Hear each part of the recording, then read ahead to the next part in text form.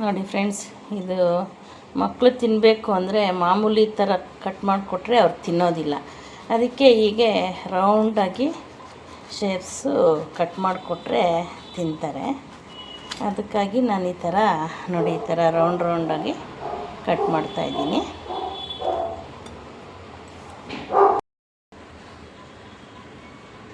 ನೋಡಿ ಫ್ರೆಂಡ್ಸ್, ಈ ಥರ ಎಲ್ಲ ರೌಂಡ್ ಶೇಪಲ್ಲಿ ಕಟ್ ಮಾಡಿಕೊಂಡು ಇದ್ರ ಮೇಲೆ ಫಸ್ಟು ಹಚ್ಕಾರದ ಪುಡಿ ಲೈಟಾಗಿ, ಮಕ್ಕಳು ತಿನ್ನೋದಾದರೆ ಸ್ವಲ್ಪ ಕಡಿಮೆ ಹಾಕ್ಕೊಳ್ಳೋಣ, ದೊಡ್ಡವ್ರಿಗಾದರೆ ಒಂದು ಸ್ವಲ್ಪ ಜಾಸ್ತಿ ಹಾಕ್ಕೊಳ್ಳೋಣ.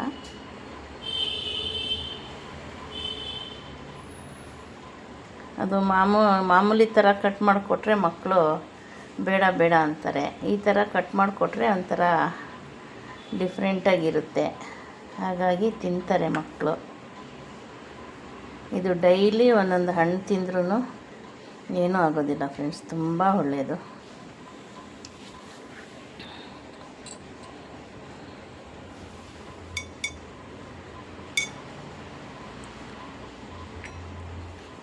ನೋಡಿ, ಇದು ಚೇಪೆಕಾಯಿ ತುಂಬ ಒಳ್ಳೆಯದು, ಮತ್ತು ಚೇಪೆ ಎಲೆಗಳೂ ಅಷ್ಟೇ ಫ್ರೆಂಡ್ಸ್. ಅದು ಎಲೆಯಲ್ಲಿ ಏನೇನು ಮಾಡ್ಬೋದು ಅಂತ ನಾನು ನೆಕ್ಸ್ಟು ವಿಡಿಯೋದಲ್ಲಿ ತೋರಿಸ್ತೀನಿ ನಿಮಗೆ. ಚೇಪೆ ಎಲೆನೂ ತುಂಬ ಹೆಲ್ತ್ಗೆ ಇಂಪಾರ್ಟೆಂಟು ಫ್ರೆಂಡ್ಸ್.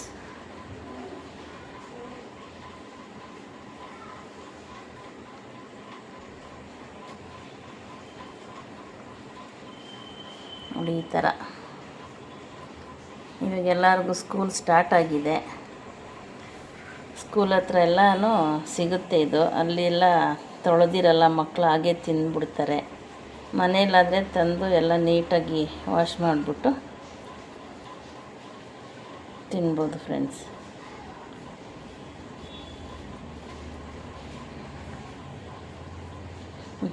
ಪಿಂಕ್ ಸಾಲ್ಟ್ ಹಾಕೋದ್ರಿಂದ ಇದು ತುಂಬ ಟೇಸ್ಟಲ್ಲಿರುತ್ತೆ. ನೋಡಿ ಫ್ರೆಂಡ್ಸ್, ಈಗ ಇದು ರೆಡಿಯಾಗಿದೆ. ಈಗ ಮಳೆಗಾಲ ಎಲ್ಲ ಸ್ಟಾರ್ಟ್ ಆಗಿದೆ. ಚಳಿಗೆ ಏನಾದರೂ ಖಾರವಾಗಿ ತಿನ್ನಬೇಕು ಅನಿಸುತ್ತಲ್ಲ, ಇದು ಸಂಜೆ ಹೊತ್ತು ಮಾಡ್ಕೊಂಡು ತಿಂದರೆ ತುಂಬ ಚೆನ್ನಾಗಿರುತ್ತೆ.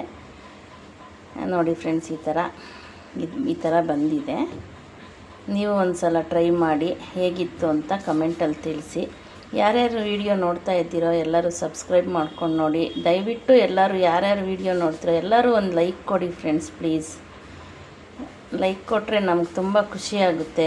ಇನ್ನೂ ಡಿಫ್ರೆಂಟ್ ಎಲ್ಲ ಮಾಡಿ ನಮಗೂ ತೋರಿಸೋದಕ್ಕೆ ಚೆನ್ನಾಗಿರುತ್ತೆ. ಮತ್ತು ನೆಕ್ಸ್ಟು ಚೇಪೆಕಾಯಲ್ಲೇ ಏನೇನು ಮಾಡ್ಬೋದು ಅಂತ ಅಂದ್ಬಿಟ್ಟು ನೆಕ್ಸ್ಟ್ ವಿಡಿಯೋದಲ್ಲಿ ತೋರಿಸ್ತೀನಿ ಫ್ರೆಂಡ್ಸ್. Thank you.